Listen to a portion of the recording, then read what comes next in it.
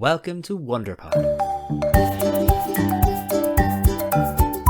WonderPod is the official podcast of WonderFest, Ireland's first online children's book festival. I'm your host, Conor Bredin. In this podcast, we'll be discussing everything there is to talk about with children's books. I'll be talking with Ireland's top writers, illustrators, publishers, agents, and more. You can find out more about WonderFest by heading to wonderfest.ie. Now, on with the show. Hi all you bright and shiny people, and welcome to episode 4 of WonderPod, the official podcast of WonderFest. In today's episode, I'm delighted to get the chance to speak with middle grade authors Murtagh and Pádraig Kenny. Pádraig Kenny is from Newbridge in County Kildare. His first novel, Tin, was a Waterstones Book of the Month, and it was nominated for the Carnegie, as well as being shortlisted for the Irish Book Awards and several regional awards. His latest book, The Shadow of Rookhaven, is the sequel to The Monsters of Rookhaven, which won the CBI KMPG Honour Award for Fiction in 2021, and, as you're listening to this, is currently a Waterstones Book of the Month. Murtagh is the author of The Sound of Freedom and The Kids of Summerhill. She spent her first 7 years in the Bronx, New York, and after a short time in Dublin, her family moved to Kells, County Meath. She qualified as a primary teacher and later received an MA in local history from NUI Maynooth. Local history continues to play a hugely important role in her life, and she is currently a council member of the Kilkenny Archaeological Society. Anne has designed and facilitated history courses for teachers both locally and nationally, and she has 3 sons, Daniel, Bill and Matt, and lives with her husband Richard and 2 dogs in Kilkenny City. And just in case you don't believe me, you'll hear some of the dogs in the interview. I won't lie, this particular interview was a highlight of mine, as middle grade is the age range of books that I'm writing myself. So I really got just so many useful tips from both Pádraig and Anne, both when we recorded it back in August and recently when I re-listened to it getting ready for the release of the episode. And if writing middle grade books is something you're interested in, like me, might I suggest one of WonderFest's Masterclasses. So the Masterclass I'd recommend if this is something you're interested in is writing novels for children and teens with Sarah Moore Fitzgerald. It's really going to be really, really useful and beneficial if that is something, this age range, or that if YA age range is something you're interested in. Anyway, I'm going to stop here and let Anne and Pádraig school you in all things middle grade. Yes, that was this week's pun.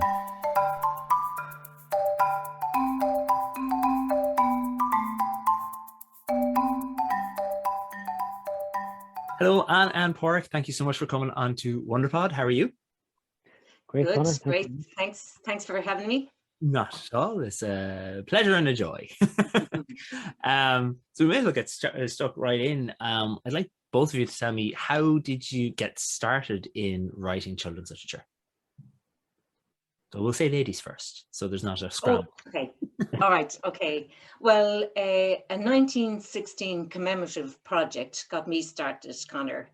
I was working with teachers doing history courses to commemorate the 1916 Rising, and I was asked to design a set of school materials to go with a play that was being put on by a local theatre company called Barnstorm, and it was a 1916 themed play.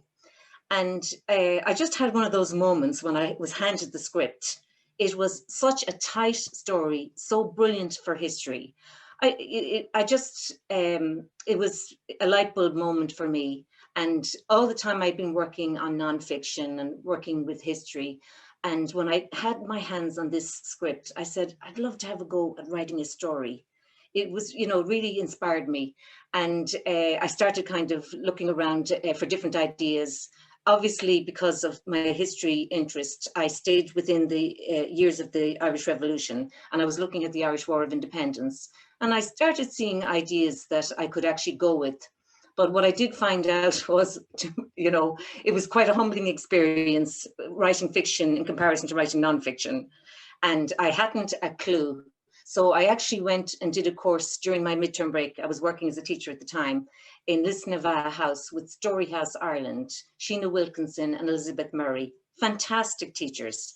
And, they really got me going on the road to writing. And I was very taken that week in Lisnava House with how seriously other people took their writing. I was kind of dipping my toe in the water. Is this for me or not? I wasn't really sure. But something, again, I think a fire was lit during that week, that this was something I really wanted to have a serious go at. And I just progressed from there. That's what really got me started, So that was 2017.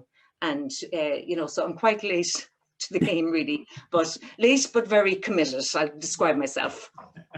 It's totally fine. Better late than never. Isn't that the phrase? So, absolutely. So specifically then for you, it was, you had an area of expertise and you kind of saw an opportunity, I guess, to be creative within that expertise and create something relevant, really. That's right. And I think up to that point, Conor, I didn't attribute enough significance to the power of narrative when it came to teaching history. So I'll have to say I was motivated very much by history in all of this. And just the power of story and the nuances and the richness it could bring to history. I just felt I underestimated that up to that point. So, that's what really drew me in. And Pádraig, don't worry, we haven't forgot about you, but I'm just going to say one extra thing to add. Like, speaking as a primary teacher, like, I have to agree with you about the power of narrative for making history real for them. I mean, like, so many people my age in particular grew up with novels like Under the Hawthorn Tree, and for me in particular, the two books that really got to me that wouldn't be as well known as Under the Hawthorn Tree was The Guns of Easter and A Winter of Spies by Gerard Whelan. Yeah, Gerard Whelan, really good. Yeah, which I'm sure I knew when you said 1916, I knew you'd know the book. Yes. And I did it recently for the first time as a teacher with a class. And it's just when there's a narrative and there's characters and emotion, especially when the characters are the same age as the children, it just, you're right about it. History it brings emotion to a fairly kind of dry, fact-based, subject. Exactly. So Pádraig, was it a love of history that brought you to write middle grade, or was it a love of something else, or what was it that brought you into writing for children? I did it in a really roundabout way because I started my career as a scriptwriter. I've written a couple of screenplays which failed miserably. I've done a lot of TV dramas, again, which failed miserably. And I've been at it professionally writing scripts, I think I was at it for about 10 years. And before then, I decided I'll write scripts because I don't think I could write a book, because I didn't think I was good enough. Because I started a book in the mid-90s and gave up after about 50 pages and thought, no, I can't do this. I don't have the skill or the talent to do this. So I'll stick with scripts because I can do dialogue. So that's interesting. Sorry to cut across you. You would put, at one point, you believed that writing a script was easier than writing a novel. Yeah. Well, for me, I thought, this is going to be easy. What I didn't realize was getting scripts produced was the really tricky part, and it's harder to get a script produced than it is to get a novel published. But anyway, I went on for about 10 years doing scripts, and it wasn't working. I had some minor success, and I think what happened was, I think I've written about this before. I remember sitting down and I was reading a Neil Gaiman short story. It's the one where he marries the world of Sherlock Holmes with H.P. Lovecraft, A Study in Emerald. And I remember reading it and thinking, my God, this is brilliant. He's having such great fun with this.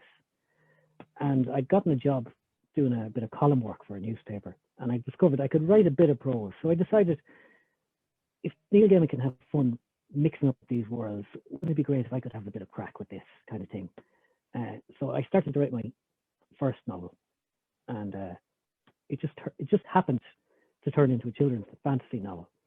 And the more I wrote it, the more fun I had with it. And I thought, this is great. This is really good. And I started to completely forget about scripts.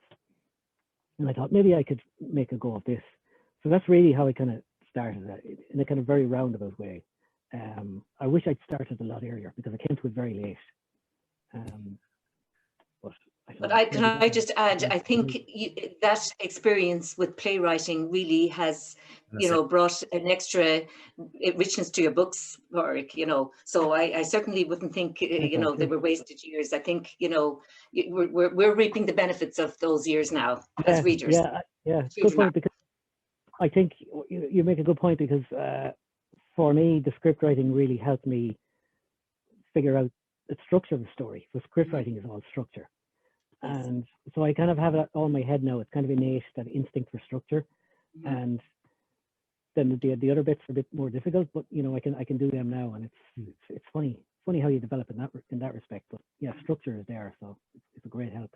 And it's funny you say that, because I have interviewed other authors who came to books after writing, one after writing for a television series in LA, and the other one after being an acting coach and a stage director for years. And both of them said the same thing you just said, was writing in that way gives you a really good idea of structure and of pacing and character development and all that kind of thing. So it's interesting that you're the third person that came to writing from a different version of storytelling, came to writing novels from a different version of storytelling that said the same thing. So it's a common thread, it seems. So a really easy question then for the both of you to answer. What is a middle grade book? And especially, what is a middle grade book compared to chapter books, which would be considered the I don't want to say younger, but the kind of the easier version of middle grade, and then middle grade compared to YA? Like what's the spectrum there like? Well, I'll take the chapter books, if that's okay. Yeah. I'll be familiar with that territory. Well, the chapter books would come after fiction books, when children are emerging as readers, and the plot has to be quite simple. The word count is roughly, I think, 3,000 to 5,000, and you've got a kind of a single plot line going on. So, quite simple, but and would have some illustrations still in the book as well. And so, graduating from that, you've got middle grade. And it's quite a broad spectrum, and I don't think people appreciate that enough. Between the ages of 8 and 12, there's quite a range of, we'll say, language, structure, themes within that age group that should be catered for. So it's an American term, of course, middle grade, and it covers those age groups. And I'm just trying to think what else to say about it. For what it's worth, just with the American side, the middle grade idea comes from the idea of middle school. Yeah. So for our audience is mostly Irish. So for our Irish audience, middle grade is essentially third, fourth class up to second or third year. So it's quite a big spread of ages. Yes, yeah. And I suppose your plot and your language it becomes more complex and more sophisticated, as those years go on. So, Pádraig, if you want to add anything there now. Yeah. Yeah, no, I think, Anne, you've covered a fair bit there. I mean, I don't know much about chapter books myself. I know middle grade. I'm very mercenary about middle grade. I always say it's from 9 to 12, and there's kind of there's a kind of lower end middle grade, which can be a bit simpler in terms of tone and how it addresses the readership. And then there's slightly more complex at the upper end, near the 12 mark. Usually the characters are, in the books themselves, are that age group. Well, the main characters, the protagonists, are 9 to 12. But what Anne said is perfectly true as well. Middle grade doesn't get enough credit for the fact that it can be very complex, and a lot of very interesting things can happen in middle grade. That's right. Perhaps more so even than in YA. Yes. I think anyway. Yeah. And would say in terms of love interest, at the upper end, you might have a crush or, kind of a fairly innocent love, whereas the lower end, you wouldn't have a love interest at all. So that's just another thing that came to mind. Yeah. But it's interesting to touch on that, Anne, because as well, I've come across people who've written middle grade books, and as soon as the publisher realizes there's a love interest in the book, they say, well, that's YA. Oh, no. Any love interest, they go straight away YA. And sometimes people can get in terms of marketing, can get stuck between the two stools. Mhm. So the publisher's like, is it middle grade? Is it YA? The Yes. writer can get confused as well, and it kind of doesn't help the book in that Yes. sense. Yes. Yeah. Yeah. That's a good point. I Yeah. think that's the thing, like, because in another episode of this show, I can't remember who it was. I think it was in the chapter book episode.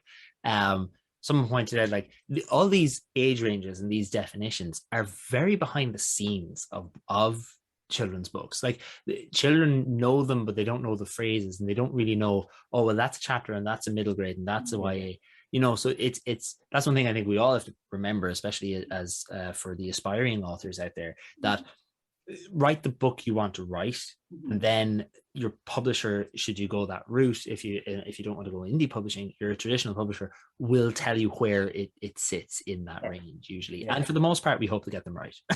Yeah. Yeah, like I remember when I was writing The Sound of Freedom, I had the main character stealing a cigar out of the policeman's pocket. And I was going to have, believe it or not, I think this is a bit naive on my part now, smoking it later on.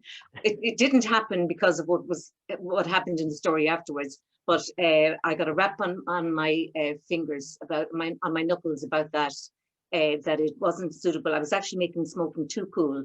You know, I thought historically that it would be acceptable. So I changed it to a policeman's whistle. The cigar became a whistle.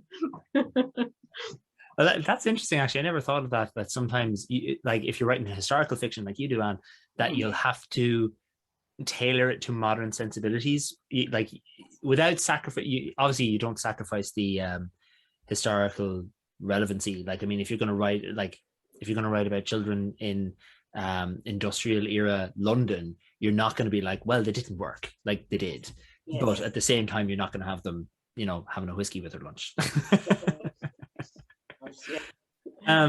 So for the potential authors out there, what do both of you think a publisher, like, you're not publishers, obviously, you're just going to speak from your own experience, what do publishers look for in a middle grade in terms of the typical type of plot or themes that the characters go through and that kind of thing, even word count wise? What is middle grade sitting at with that? Will you go first this time? Yeah. I know that's my job, and I was just like, I'll go first. Nope, Parker first. No, it's just, I just feel I'm getting in the, you know, the kind of, I'm getting the, what would you say, the better spot every time, and I just want to, in the interest of equality. Fair enough. See, I'd hear it lies a problem, I think, because I don't think there is a typical middle grade book. I agree, yeah. And that's the thing. And I think we should always go back to, I think you said it, Conor, write the book you want to write. And that's what I found when I was started writing first. When I wrote my first middle grade book, I didn't even know I was writing a middle grade book.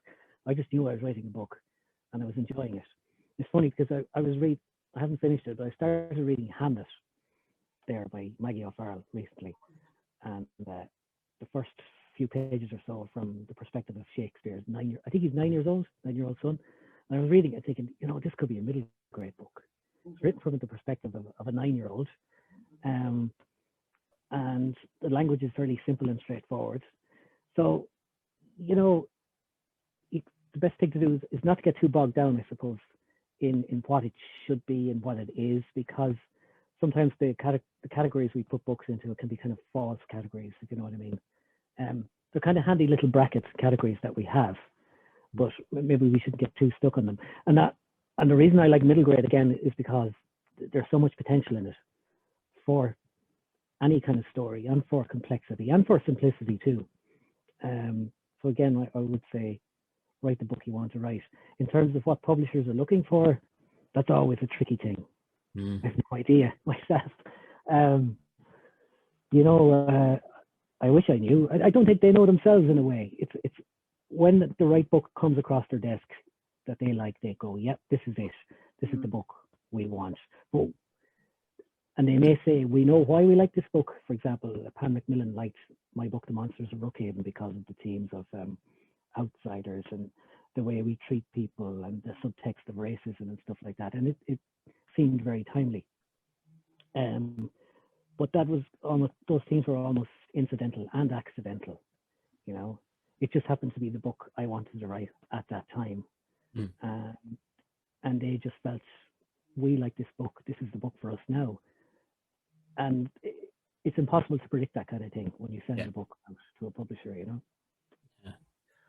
So, Anne, would you agree, or do you think, like, for example, the theme, as you said there, Pádraig, racism and outsiders and stuff like that, that seems to someone who wouldn't be familiar with kids' books, that seems like a very dense thing that for an 8-year-old to deal with. So, what do you think regards themes in middle grade? Like Pádraig said, there's a lot of scope. Would you agree?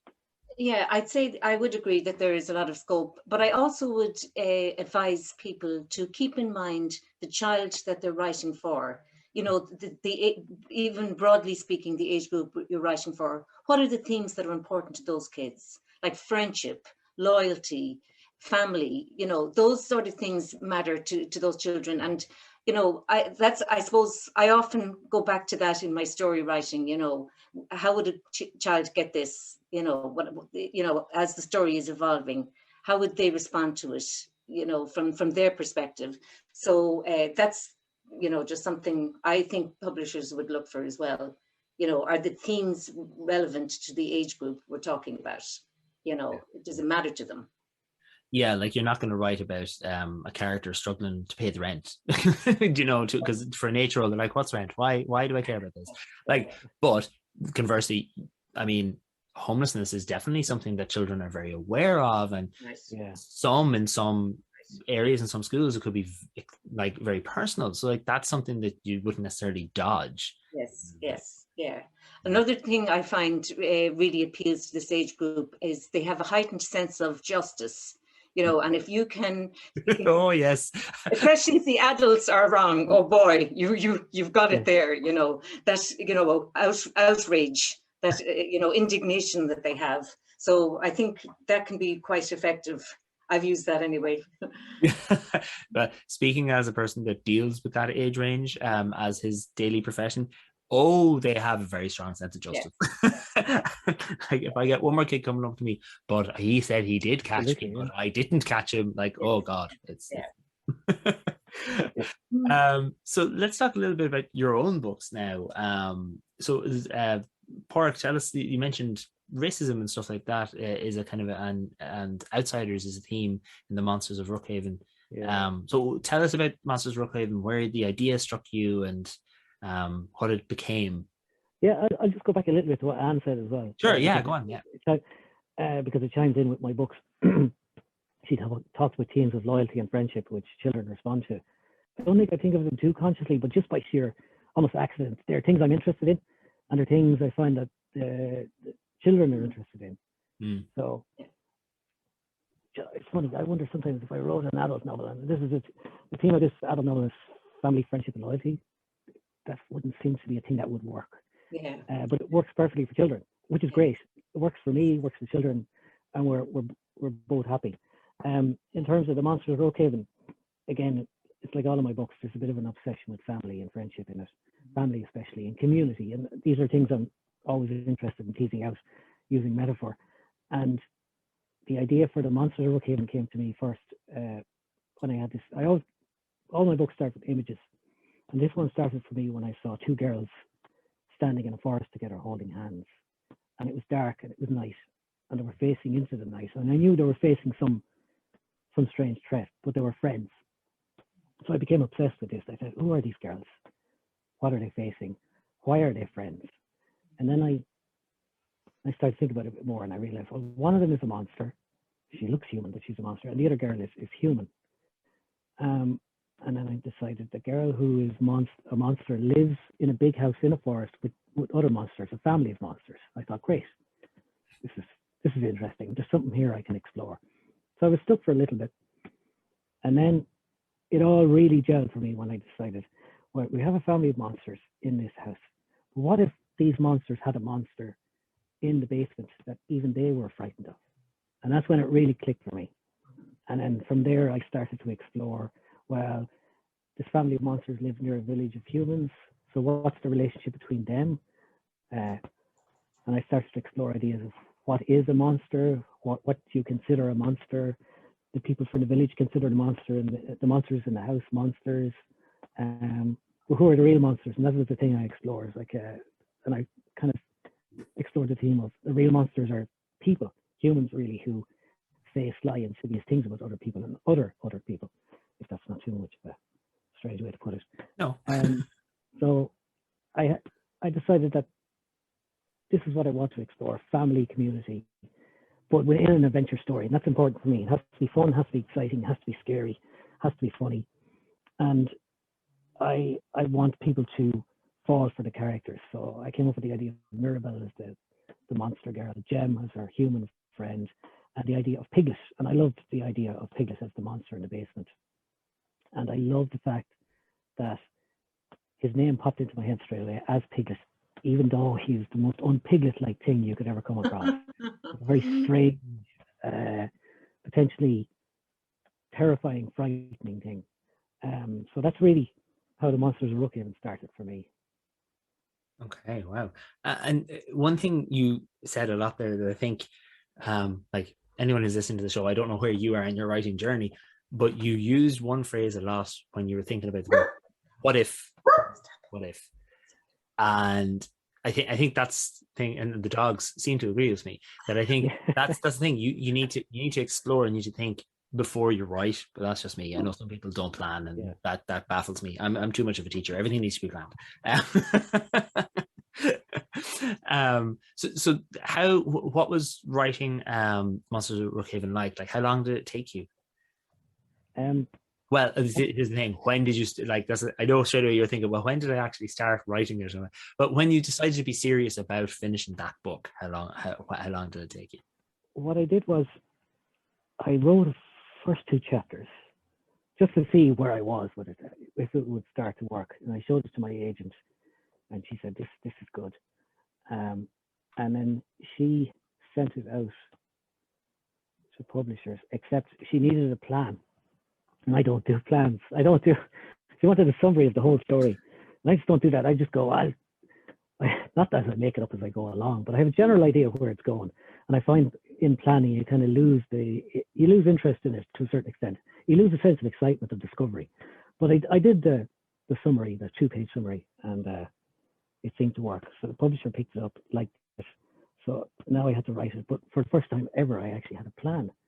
So I was like, oh my God, this is mad. This is really amazing, because it just seemed so much easier. And I was sitting there going, why have I never done this before? So I'd say from the writing of the first 2 chapters or so to sitting down and working off a plan, I think it took about 2 months to finish it. Wow. But I work fast anyway, because I don't know, I think, I don't know, that might be a legacy of my time as a journalist and deadlines and stuff. You know, there's this kind of anxiety, I have to get this done, quickly as possible. And, but also I'm very disciplined. So I'll start at 10 in the morning and do a typical working day. And that's what works for me. Yeah. And to try and get it done as quickly as possible. And of course, as well as possible, which is very important. I'd love to ask a question, if that's okay. Oh, feel free. I absolutely loved that book, The Monsters of Rookhaven. I loved it. And I just want to ask you a question. And that is, when you were doing the world building, you know, did you kind of do a whole set of notes on, you know, what happens or what are the rules of this world? I just was fascinated by, you know, it was so beautifully written. And I'm just curious about how you did that. Yeah, good question. I don't think I sat down and wrote rules specifically. I just had a general idea of what the monsters were, what they could do, what the interrelationship with the village was. And then I'd find out a bit more about it as I worked my way through. The real help in that regard was my editor, or my two editors, where they'd sit me down and say, well, why does this happen? And how can they do this? And why can she do this? And that doesn't make sense. And that's what I was fine, you know. Right. I'm not the kind of person, you know, those big mythic fantasy novels, big blocky novels that people write where they work everything out, and you need to do that for those kind of novels. Whereas my novels are more, here's the plot, here's the characters, they're important, and there are rules, but I try not to get too bogged down in them. But editors in particular are great help in that regard, you know. Like, I'm just in total awe of that type of writing and you know, fantasy writing. I think it's just amazing that you can do it, because I have to have my history sources at hand to guide me along, you know, and if I stray outside that, I feel I'm in quicksand or something. I know, You know, yeah, the what you mean. security of, you know, we'll say what happened, to actually be sure of what is going forward. So I really admire, you know, your imagination and, you know, the way that you created that world, Pádraig. Thanks. Fabulous. And that's funny thing, because I admire what you do in terms of history. I mean, I couldn't imagine sitting down to write a fully historical novel. I just go, Mm. no. This, I know there's it's so much information to take in, yeah, and so much to be right about. yeah, You know, yeah, that's true. And it's funny because people say to me, you know, have you to do much research? And I almost feel I'm letting them down when I say, yeah, you do. Yeah. And I love doing it, by the way. I'm just a history nerd, sorry. That's all right. We accept all nerds and brilliant. no nerds. It's fine. That's because that is the thing that's striking me just when you're talking there. We do have two very different styles of both writing and novels here with the Monsters of Brookhaven and your books, Anne. So, speaking of your books, Anne, what can you just tell us just give us a quick summary of the books and how you got started? Well, you told us already how you got started with those books. That's Maybe right. just tell us a bit about That's this right. plot. Yeah, and so the first one obviously was set during the War of Independence, and I have the main character in that, I suppose, the first flush of Sinn Féin success after the 1918 election, and Colm is very caught up in the whole Irish Islander movement. Now, ultimately, he would love to go to America and work as a musician and also help the cause of Irish freedom over there. But while he's in Ireland, he's very keen on getting involved with the volunteers. And he does, in a way, not officially, but definitely unofficially. But so that I'll avoid any spoilers, this very dark family secret comes to light, and it absolutely rocks his world. So it turns everything upside down, basically, for him. And that's really what happens in that story, The Sound of Freedom. Then the second story is a completely different one, set in Dublin in the tenements in the 1940s. I visited Henrietta Street, that museum, and I was very taken, especially with the tenement part of the tour. And when I was meeting with the O'Brien Press afterwards, I said, they were looking for ideas for a second book. And I said, you know, what about a book set in the tenements? And I had been chatting to a person whose mother was a Czechoslovakian refugee from the 1940s. Now, she inspired my character from Prague, but in a completely different way. My character ended up as a Jewish refugee, so different from the character I had heard about. But I had this family, the Kidd family in the tenements. And if you were to ask me what the story is about, it's the kids versus the system. The mother dies, Nancy is left as head of the family, and the system wants the family to be split up and go into industrial schools. And Nancy is doing everything to resist that. And, you know, the question is, how far is she prepared to go to save her family? And, you know, she has some very serious challenges along the way. So even though there's a strong community in inner city Dublin at the time, there's a very harsh environment. And you've got the whole industrial schools in the background, the cruelty men, the Society for the Prevention, ironically, of Cruelty to Children, and I suppose the church to a certain extent as well. So, you know, quite a darker novel than my first one, definitely more around the theme of survival, you know. But it all comes good in the end. And I actually enjoyed bringing in the international aspect of the Jewish refugee. So I got in a whole thing about the kinder transport, and, you know, it was also useful, and I did this in both my books, to have an outsider as a character. So they're kind of commenting on what's going on with the normal people, if there's such a thing, with the usual goings on, you know. So she was my outsider. And in the first book, I had a girl from Belfast living in Westmeath. Believe me, that would be extremely exotic at the time. So they were my two kind of outside commentators. Very good. And just because just because Pádraig explained about his process of lots of what ifs and having the idea in your head but exploring as you write, like, because I don't write historical fiction, but I do plan anything I write very extensively. So I can't imagine writing historical fiction where do you ever feel constrained, like, or do you ever feel that, yes, obviously you're still being creative and you're still creating a story, but do you ever feel restrained by the time period you set it in, that like, oh, wouldn't that be great? Oh no, I can't do that because of history. Yes, I suppose to a certain extent, and still I find the opposite as well, Conor, that this history sources are tremendously stimulating for ideas. I kind of go with that more than, I don't. I may come to a dead end at times, and I can't actually give you an example right now, but I'd never let that, I'd always find a way out somehow, so that's historically accurate. I would be scrupulous about that, all right, but I find it more of a stimulus, and I kind of enjoyed that challenge of, getting the story forward, even within those constraints. Yeah. Yeah. No, that's really good. And what I'm noticing a lot as well, to go back to our themes discussion we had a couple of minutes ago, both of you did mention those themes in your book. So it seems like those themes of, friendship, loyalty, justice, the kid versus the system, like, it seems like those themes are really important. Yes. So out of curiosity, do you think there's any themes that, I don't want to say aren't suitable for middle grade, because I think that I don't want to put a constraint on someone's creativity if they're listening to this, but more, do you think there's any themes that wouldn't do so well in middle grade? I know I mentioned struggling to pay the rent earlier, but not necessarily that silly. That actually comes into one of my books. I shouldn't have said it. There you go.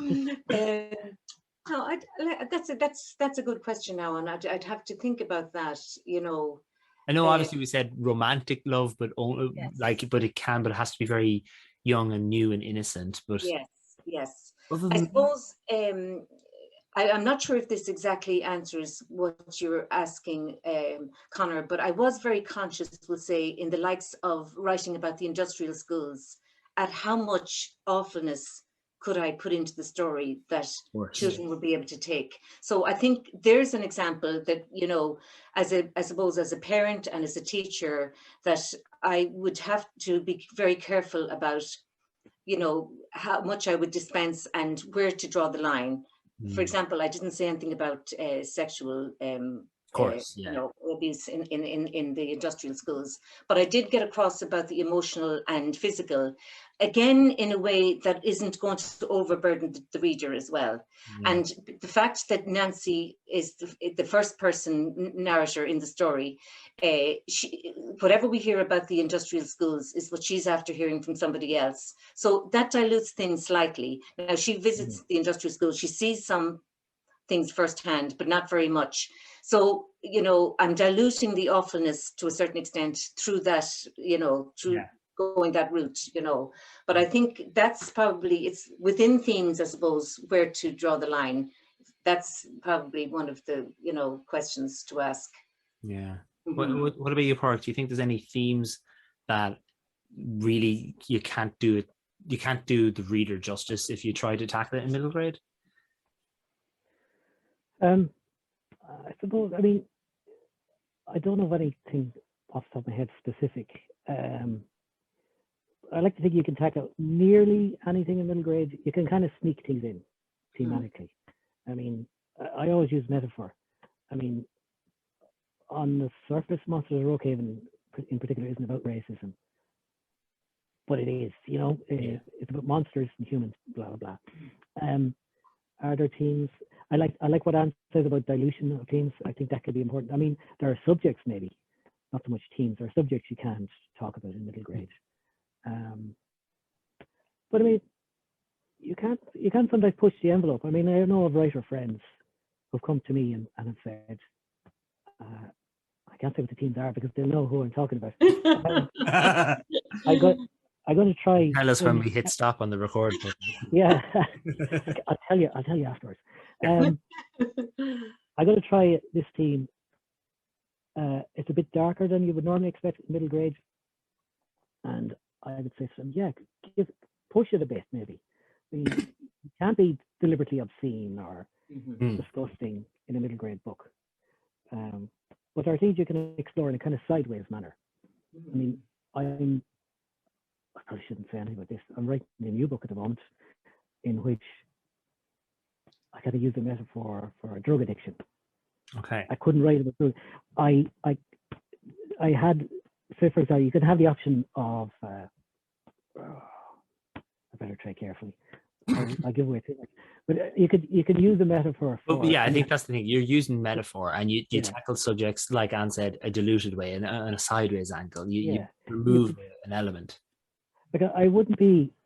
It depends on the book. I wouldn't be entirely happy writing about alcoholism in a middle grade book. You could do it, but what I would do is use a metaphor for alcoholism, that kind of thing. Yeah. So such the themes of the subjects and the way you approach them, I think, is important. But I think it's also important to keep in mind the balancing act of trying to explore things that are a bit dark, but not breaking through that barrier too much, Yeah. It's a tricky balancing act. It can be, yeah. Yeah. And but I think that's the same with all books. I don't think this is necessarily a middle grade thing. You have to, I don't want to say filter, but you have to adjust what you're writing to the intended audience without sacrificing too much of your creative integrity. Right. Yeah. And in fact, when I submitted my Kids of Summerhill first, I got it back from the O'Brien Press. They wanted some more likeness in the story, and they were actually right, about that. And it was all the better for that change. But it was, it hadn't that balance that you're talking about, So that's just, I'm just throwing that in there now, So what is it about writing for this age group that attracts the two of you so much to us? Like, why not write something like, why not write a picture book? Why not write a YA? Why not write for adults? Like, what is it about middle grade that pulls you in? We'll start with yourself, Pádraig. I'm learning from going over and back of who goes first. That's from working in an education school. Oh, I know all about it. Don't worry. I always go back to it's fun. I find it's a tremendous amount of fun. There's a huge spectrum of themes and subjects and realities you can explore in middle grade. You probably couldn't get away with in adult fiction. Huge spread. And I enjoy kind of playing in that kind of sandbox. There's so much potential in it, and I just enjoy it for the fact that it's fun. It's almost by accident that I write it. I don't think too consciously of the age group, but I think this is what I want to write, and it's just a limitless amount of fun. I have a funny feeling that if I wrote an adult novel, I'd feel kind of constrained, by certain things, by certain behaviors, subjects, the context, certain realities I might have to explore. Whereas at middle grade, I just find it potentially limitless and a huge amount of fun to write for. And that's what motivates me. If I'm not enjoying it, then I don't want to be doing it. And it just so happens to me that middle grade is what seems to be the perfect midpoint for me. I can't imagine writing YA. YA seems a bit angsty for me.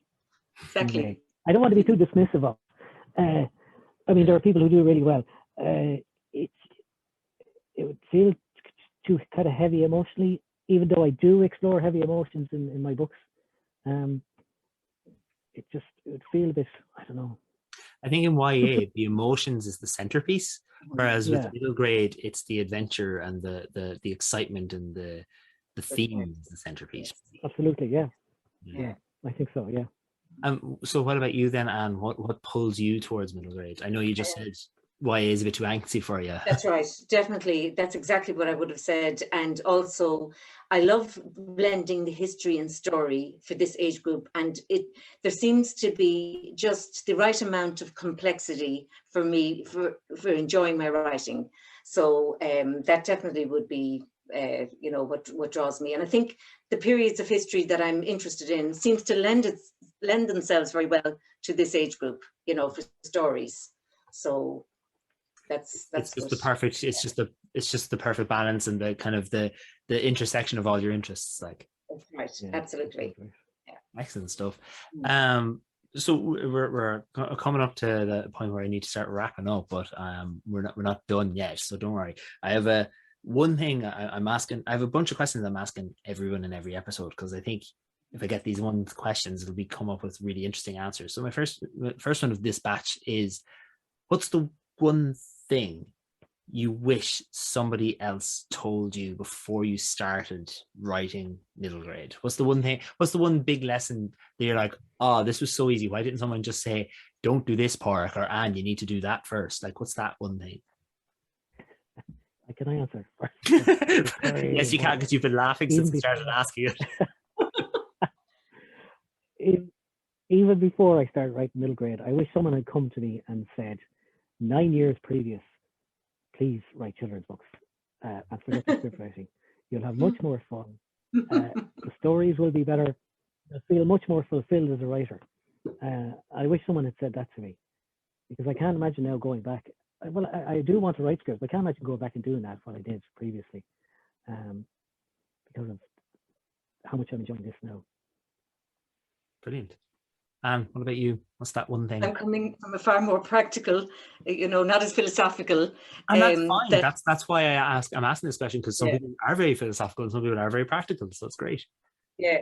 So when you think you're ready to submit to a publisher, go through your manuscript twice more. That's my rule of thumb now, because it's the usual stumbling block of new authors and emerging authors like myself sending in your stuff too early. So I just get it to a certain point and gosh, damn, I think it's good. And then, no, sorry, 2 more times before it goes. So that's my little gem of wisdom. And then when you're going through it 2 more times, like, are you looking for specific things? Like, have you learned what are your, I don't want to say flaws, but what are the things that you should always improve on? Like, no, it's okay to say that. Definitely the timing issues. Somebody, if they're gone out the door, did they come in the first place, or if they're leaving on a Tuesday, were they there on Monday? That sort of thing. For some reason, my head seems to join all the dots for that. I'm laughing because my adults novel that I published independently, I found this new planning software and I gave it a go, and I had the manuscript done, and then I went through and I put the plan in just to use the software, and then I realized that I had 9 chapters in a row that all happened in the same night. But it was very impossible, because the one character starts off on Grafton Street, then goes to Drumcondra, then goes to Sligo, and then goes back to Dublin. So I was like, I need to tell him that he went to sleep at some point for this to make sense. You're filling in the gaps all the time. Yeah, you're so familiar with the story. It's the old story, really, isn't it? So only last week I was we were proofing my new book, The Shadows of Rookhaven, and no one had realized, I hadn't realized, there was a line where I described it evening time, and then a whole chapter, and evening time, and the sun is sinking in the sky, and then the whole chapter went on, and not once did the sun set or become night. Life was still there. Just things like that can catch you out, timings, and readers can get very annoyed with that as well. Oh, absolutely. They get through, kind of breaks the illusion. And especially the kids who read middle grade. They're ruthless with that kind of thing. Yeah. Absolutely. Yes. So what then is a book that you wish you had written? Now I know, Anne, you're going to say Monsters of Rookhaven. I know, Pádraig, you're going to say I know you're going to say the Sound of Freedom. But like, what's the one book? Oh, I wish I came up with that idea. I wish I got there first. You won't be surprised when I say Under the Hawthorn Tree. It's such a good story, first of all, and it has touched so many hearts. Like when I share with people that I'm an author with the O'Brien Press, that's one thing nearly that everybody comes back with. Oh, Under the Hawthorn Tree, I loved that. So from the point of view that it's a good story and that it touched so many readers, that's why I've loved to have written that. How about you, Pádraig? I think for me, Susanna Clark's Jonathan Strange and Mr. Norrell. I think it was on our shelf here for about 10 years, and my wife had bought it, but she hadn't touched it. So I had to ask permission first. Can I read your book, please? And she said, yeah. And I started to read it, and it was like, wow. It was from the off. I was just absorbed in this world, and every aspect of it felt real to me, and it just felt all encompassing and wonderful, and it just felt so vibrant. And she never once put a foot wrong. I just loved it, absolutely loved it, and wish it had gone on forever. So it's one book I wish it was written, you know. Yeah, that's always a good sign of a book, when you're sad that it's over, and not because the ending was sad, more that I wanted so much more. It's always a good sign. Yes. Absolutely, yeah. Now this one's going to be fun. If you only had to pick one and you're not allowed to do the other, writing or reading? Which one? I'd pick reading. Reading for me. Reading. Pádraig, what do you think? You can only do one ever again. I would pick. I know it's a weird thing to say, but I'd pick writing, because I'm only a writer now because I used to daydream. I still daydream. I'm daydreaming constantly, and I can't imagine living my life without being able to daydream. So for me, writing is just making daydreams real. So that's why I do that. Why I pick writing. Excellent stuff. Finally, then, well, not finally. I always say finally, but this is always my second last question, so I don't know how I do that to myself. If people are enamored and want to read The Kids at Summerhill or The Sound of Freedom or any of the Brookhaven books, where can people find your stuff online? So, your Brian Press or your local bookstore, would have it online. Excellent stuff. Pádraig? Yeah, like online, your local, exactly. Well, I mean, even to find you online. Find me. I just want to give a shout out to O'Mahony's bookshops in Limerick and Woodbine Books in Kildare, where I'm from. That's where you can find my books. With me, you can find me on Twitter, but one proviso, I absolutely hate Twitter. I'm at Pádraig_Kenny. So yeah, if you want to have a chat with me, fire away. I'm also on Twitter. Want me to read anything on Twitter? I'm also on Twitter at Anya_Trasa, AINE_TREASA. Yes, that threw me when you DM'd me the other day. I was like, who's Anya Trasa? Why is she? Oh, this is Anne. I was very confused. And then finally then, what is the one children's book that had a big impact on you? Now, not necessarily what's your favorite, but what's the one that had a big impact on you? Like maybe you read as a kid and it just stuck with you. Alice Through the Looking Glass for me. Brilliant. I absolutely adored that book. Pádraig is frozen in thought. Yes, for me, it's a tricky one. There was one, I should always mention this, a book by Ruth Park called The Muddle-Headed Wombat, which is the first book that made me cry. Oh. And I spent my career as a writer trying to make kids and adults cry. So that's probably had a huge impact on me. It's the ultimate goal, isn't it? Yeah. It's working when they come back to you and say, "Oh, I wept, I sobbed," and go, "Yeah, that's what I want to hear." I'm Murtagh, Pádraig Kenny. Thank you so much for being part of WonderPod, and it's been great to get to talk to you and get to know you both. Thank you very much. Thanks, Conor. Appreciate it. Thank you.